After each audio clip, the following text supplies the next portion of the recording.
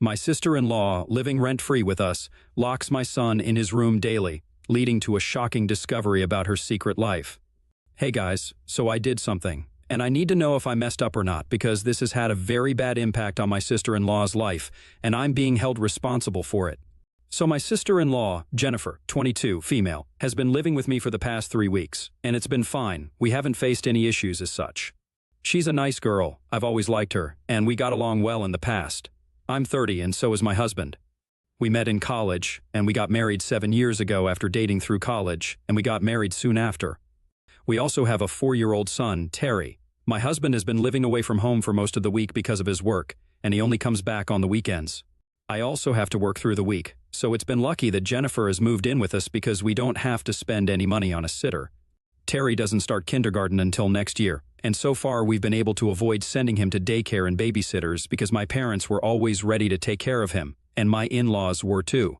But we wanted to cut them some slack since they are also getting old, so we thought having Jennifer with us would be a good idea for everyone. Jennifer could have lived with her parents, but my husband thought it would be a good idea for her to live with us because she would get her own personal space with us, since my in-laws were kind of overbearing. She works from home so she can keep an eye on our son, and it has been a good arrangement for us so far. She's been living with us because she's just starting out at her job, and her salary is kind of on the lower side because she's working in a brand new company and they're starting out as well, so she can't exactly afford rent right now. Which is why my husband told her that she could move in with us, because it was fine with me as well, and the fact that she was ready to take care of Terry when she was at home was just an added bonus. We have known each other for a really long time, and I trusted her, so I didn't think there was anything off about this suggestion. She's nice, quiet, and mostly keeps to herself. On the weekends, we would all spend the day together because I had weekends off, and my husband would come back home during that time. But recently, I started noticing that Terry had been acting very weirdly around Jennifer. Before this, he had never had a problem with her, but since last week, or around that time, I noticed that whenever I was at home, Terry would stick to me and refuse to be left alone in the room with Jennifer. At first, I barely picked up on it because I just thought that he was being a kid and following me around like most kids do. But then it started getting weird because he was never really clingy and liked to be on his own sometimes, so this was strange behavior. And after a while, I decided that I had to get to the bottom of it, because I noticed that he was mostly just following me around whenever Jennifer was in the living room, and he didn't seem to want to be around her. So, a couple of days ago, I sat my son down, and I asked him what was bothering him because I had noticed his behavior around his aunt, and I wanted him to tell me the truth about everything. At first, he was very reluctant to talk to me, but I assured him that Jennifer was not in the house and she would not do anything to hurt him. It was the evening. I had just come back home from work, and Jennifer had told me that she was leaving to spend the night at a friend's place because they had a party going on, so it was the perfect time. Once I had made sure that Terry knew for a fact that Jennifer was not at home, he started talking and told me that he didn't like being with her anymore. My first instinct as a mother was to obviously ask him if she had done anything to him, and thankfully he said that she hadn't exactly hurt him directly, but he said that he didn't like being locked up in the house all day. I didn't know what that was supposed to mean, so I asked him to elaborate, and he told me that apparently, as soon as I left the house, Jennifer would make sure that she sent him into the nursery and told him to stay there for a couple of hours. He said that he liked exploring the house and the backyard. He didn't like being holed up in one room, but apparently his aunt had told him that if he tried to escape from the room or if he kicked up a fuss about it, then I would come back home from work and scold him. So he had to stay quiet in that room while he got bored out of his head. I thought it was very strange that she was blocking him in his room, because while it wasn't dangerous per se, it was quite weird, and I didn't like the sound of it. Terry told me that he hadn't told me about this so far because he thought that I would be mad at him, but now that I was asking him, he also wanted to let me know that he just really didn't like Jennifer because she would lock him up every day. He said that he wanted to go out in the mornings and that he didn't like being stuck in the room, so I had to do something about it and talk to Jennifer. And he made me promise that I would not scold him for this, and neither would Jennifer. So I understood that she had done a number on him, and he was very scared to come up to me and tell me the truth. This was all very concerning, and I probably should have confronted her about it, but instead, I decided to find out what she was doing exactly, because if it was something shady, I wanted to have proof of her doing it. And if I confronted her, I probably wouldn't get that. Just to be clear, I didn't have anything against her personally, but if she was doing something shady, then I just wanted to have proof of her so people would believe me. My husband's family is really close, and I didn't want to make any accusations baselessly. So that was my thought process, which is why I called a friend of mine that evening and had him install nanny cams in the living room and the kitchen. They were hidden quite well, and so there was no way people would have known that it was even there if I didn't point it out to them. Terry was also not aware of the cameras because I was afraid that he might let it slip somehow, so I had to have him distracted while the cameras were installed. But once that was done, I only had to wait until the next day that she would be at home so I could get to know what exactly she would get up to while I was not at home. She spent that night at her friend's place and then came back the next morning just as I was about to leave for work. We had a nice, normal interaction before I left, and that was it. But I wasn't actually going to work. I was just going to be next door with my neighbor and watching her on the nanny cams. I had already asked my neighbor about it because I wanted to know if she had seen any suspicious activity in and around my house or if Jennifer had been having any visitors over, and she had said no. She had very graciously allowed me to check out what was going on from her house, so I would be close enough to intervene if things went south. I could see the door of the nursery from the placement of my camera, and sure enough, just like Terry had told me, merely minutes after I had left, Jennifer forced him into the room. Even though he kept arguing and didn't seem inclined to go into the room at all, the mics were not close enough to pick up what she was saying, but I could hear the faint sound of arguing in their room after a while, and she shut the door and locked him in. I was very surprised that she did that because Terry was a very quiet child and didn't exactly disturb anybody. So if this was about her work, she had nothing to worry about because she could very well work while keeping an eye on him, because he just likes to walk around the house or in the garden. Part of me wanted to rush over to my own house and let my son out, but I wanted to get to know more, so I just let things unfold on their own for a while. I noticed that she was not doing anything, just sitting on the couch scrolling. That seemed innocent enough, so I couldn't understand why she would lock my son in his room to do that. So I waited for about an hour, and then I noticed that she went to the kitchen, so I switched to the kitchen cameras, and bingo, there it was. She opened the kitchen door to let a guy in, but he was in a hoodie, so I couldn't understand who it was.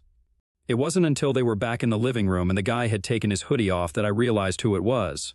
It was my ex-boyfriend, Marcus, whom Jennifer knew about only because he was a crazy stalker, and I had been complaining about him a couple of years ago. For some context, Marcus and I had dated for a few months. Before I met my husband, he and I were not even serious. We had just gone out on a couple of dates and hooked up once. It was in the first few months of college, and soon enough I realized that we were not meant to be together because he was just very different and too intense for me. So I decided to dump him, and 2 weeks later, I started going out with my husband. I honestly didn't think that he would take it too hard because we hadn't even been serious. But apparently, he had really liked me, and had even told all his friends about me, so everybody started calling me names for going out with somebody else weeks after my breakup with him. I didn't care about it though because I was with the guy that I really liked, and I couldn't give a crap about what other people thought of me. Besides, my husband was the same as me, and he also didn't care about what Marcus or his friends said. I had made it very clear to him that he and I were not serious, and I had made it very clear to Marcus as well while we were together. So I don't understand why he thought that we would end up together when I had told him that I was not that interested. It was just meant to be a short fling, nothing else, but he went crazy about me. I had to get a restraining order against him a couple of years ago because I was pregnant at the time, and he had started following me around. So that was concerning, and I didn't want anything bad to happen to me or my child. The only reason we even managed to get the restraining order against him was because he had exhibited unstable and psychotic behavior before that as well. After our breakup and once we had graduated from college, he kept trying to get back in touch with me and would text me every weekend, but I never responded to him. I blocked his accounts several times, but he would just keep on making new ones. So after a while, I just gave up because it was pointless, and it wasn't as if I actually cared or it was hurting me anyway. So I just started ignoring it instead of blocking it. For the record, my husband had known about it all along, and he didn't have a problem with the way that I was dealing with the situation. If things were to go too far, he had told me to come to him, and we would go to the cops together, but it never got that far, thankfully. However, around the time of my marriage, just as I had announced my engagement, he started calling me and begging me to take him back and cancel the engagement. I answered the call a couple of times just to get him off my back, and I even insulted him, hoping that it would hurt his pride and then he would stop calling, but he had no pride. He continued to call and only stopped when I got a lawyer involved, and I told him that I had filed a restraining order against him. I was bluffing, of course, but that scared him, and he promised me that he would be back. But the next couple of years, he didn't bother me, apart from a few texts saying that he missed me and he knew that we were going to be together someday. There was nothing too serious, but that changed when I got pregnant. I didn't announce it until I was in my second trimester, but when I did announce it on social media, that's when the stalking started. I didn't notice it for the first couple of days, but then I started seeing a white car with tinted windows following me around wherever I went. It really started freaking me out after a few days, so I decided to tell my husband about it and reported it to the cops. We found out that it belonged to Marcus, and he had been following me around ever since I posted about my pregnancy on social media. When he was brought in, he immediately started begging me on his knees to take him back and said that he didn't even have a problem with the fact that I was carrying somebody else's child. He insisted that I leave my husband and said that I couldn't punish him like this anymore. It was just totally psychotic, and I was really scared. So that's the day that I decided to press charges against him and filed the restraining order. We got one for 2 years, and for those 2 years he didn't bother me, so we didn't need to apply for another. I figured that after one restraining order he might have gotten his head back on straight and had forgotten about me, so I didn't bother with him after that. He also did not text me or bother me during and after that period of time, so I had completely forgotten about him. But when I saw him in my house, chilling with Jennifer and making out with her and stuff, I realized that this was unacceptable. I wasn't jealous, like Jennifer is implying, but I was just angry that it's typical of everything that this guy had put me through, and she was still with him and had even invited him into my house. The audacity to do that and to expect that she would get away with it while she had locked my son inside his room was crazy. But when I saw that, I saved the recording and immediately rushed over to my house. I also entered through the kitchen door because I didn't want to alert them by entering through the living room door since it would be locked. And I would have to use my keys, and they could probably use that time to help Marcus escape through the back door. So I came in, and I walked into the living room, and I confronted them while they were getting cozy with each other on the couch. I started yelling at Jennifer, pretending that Mark wasn't even there because I didn't even want to talk to him. And I asked her what she thought she was doing because I had thought that she was responsible enough to make good decisions while she was home with my son, but clearly that was not the case. She tried to defend herself, saying that she was in love with Marcus, and so was he, and that they had been dating for almost a year now, so I had nothing to worry about. But for me, it was not even about them. I was mad about the fact that she had been lying to me and locking up my son in his room just because she wanted to spend time with her so-called boyfriend, who just happened to be my psychotic ex. It was the fact that she was treating my son badly and was lying to me that had really pissed me off, and I couldn't tolerate it. So I told her that she had to leave that very instant, or I would call the police on both of them, because I was not trying to let this go. I let Terry out of the room, and in the meantime Marcus left through the back door after promising me that he was not there to create any trouble for me, but he was just here because he was in love with Jennifer. Jennifer continued to try and talk me out of kicking her out of the house because right now she had nowhere else to go, but that was not my problem. She should have thought about it before sneaking my ex-stalker into my house. I told her that there was no way I was going to let her live with us anymore because she had betrayed my trust in the worst way possible. And it was irreversible what she had done. She tried to convince me that Marcus was a different person now. She said that he had gone to therapy for a really long time and was under intensive psychological pressure back then, which is why he had been acting out. And that's why I had to get a restraining order against him. But that apparently changed his life, and he got on the right track after that. She told me that she had met him at a bar about a year ago, and he was the one who had approached her first because he had recognized her from the wedding photos, and he wanted to tell her that he was sorry. And since it was not appropriate for him to come and apologize to me, he wanted to have Jennifer convey it to me. Apparently back then she felt pity for him, so she decided to talk to him, and he asked her out on a date at the end of the night. First off, that was incredibly creepy and not romantic in the slightest, like she believed it was, because he was around my age and she's a lot younger. She was just 21 at the time, and he must have been around 29 or around 30. If that's not creepy, I don't know what is. And more importantly, since she had known about his past, she had no business bringing him anywhere around me or my family. I don't understand why she thought it would be appropriate for him to come over, especially when I was the one doing her a favor by letting her live with me. Even though we were not related by blood, it would have been very easy for me to find a sitter and replace her, and there was no need for me to let her live with me. But I liked her, and that's why I had trusted her. But she took the trust that I had in her and tossed it right out of the window. So now, for her to expect that I would still continue to let her live with me and forgive her for what she did was just unreasonable and ridiculous. Besides, it was not even just a thing about Marcus. It was also about how she had been treating my son. Locking Terry in his room so she could canoodle with her boyfriend was not something that I appreciated, and I was not going to let her off the hook for it. So I told her very angrily that she had to leave the house because I was not going to allow her to live with me under any circumstances whatsoever. After a lot of begging and arguing, she finally came to terms with the fact that I had made up my mind and left. The only thing that she had asked of me was that I didn't tell her parents about it because they would be very upset, since this was something very wrong. I didn't make any promises. I just stood there silently and watched her leave. After that whole episode, I put Terry down for a nap because it had been a very stressful morning. But I still had to tell my husband about what had happened. And now, here is probably where I might have been the a-hole. There was no need for me to do it, but I was just so angry that I wanted to get back at her for what she did. I was very frustrated that I trusted this person, and instead of valuing my trust and doing right by me, she decided to hook up under my roof with the one person that I hated the most. And I was just so angry about it that, instead of sending the footage to my husband, I decided to send it to the family group. And I know that the consequences of doing that would not be good for her because, as I had mentioned before, my husband's family is very close with each other, and they take their relationships quite seriously. Last year itself, my in-laws had cut off one of my husband's aunts because she had been talking crap about my husband, and they were not going to tolerate it. So when I say that they take their relationships very seriously, I mean it. And I knew that when they found out about what Jennifer had been getting up to behind our backs, they would be pissed. But despite knowing that, I went ahead with it. And what happened was something that I had expected. Her parents cut ties with her that day and stopped speaking to her altogether.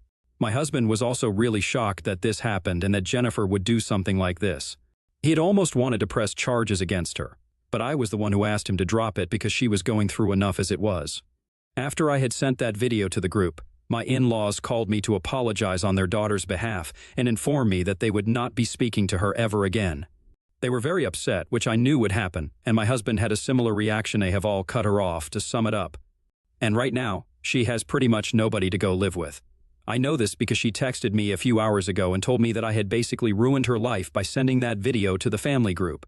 She doesn't really have a lot of friends, and the ones she does have, she can't live with them because they also live with roommates. Some of them live with their parents, and she would find it very weird to live with those friends. She can't live with Marcus either because he lives with his parents as well, and they don't know about her yet, and he can't tell them, because if they found out that she was related to me, they would lose their heads, and he would lose a home as well. So now basically she can either find an apartment, which is going to be bad because she can barely afford it on the salary that she has, or she will have to start looking for a better job. But she can't do that while being homeless. So it's a conundrum, and I feel really guilty for putting her into that situation. I know that I shouldn't have to, but I just feel bad because she's in trouble right now, and it's all because of me. I don't know, I feel like my reaction might have been a bit too extreme and driven by anger instead of just wanting to do the right thing. And it's not like I didn't know that this was going to happen. I was fully aware of the kind of reaction that my husband's family would have to something like this, and yet, in spite of knowing that, I sent that video to the family group, and I feel very responsible for what is happening to her. I talked to my husband about it, and he thinks that I'm overthinking it and that this is not really my fault, it's Jennifer's fault. And even if you do give them the benefit of the doubt and believe that Marcus probably has changed for the better, it still doesn't excuse what she did with Terry. She used to lock him in his room for hours to the point where he had developed a fear of being in his room for too long, and we are still trying to deal with it. So she kind of had this coming, and it's very pointless to blame myself for it. This is something that she did to herself, and yet I can't shake off the feeling that I am responsible for it. I just feel very bad, especially after the message that she sent.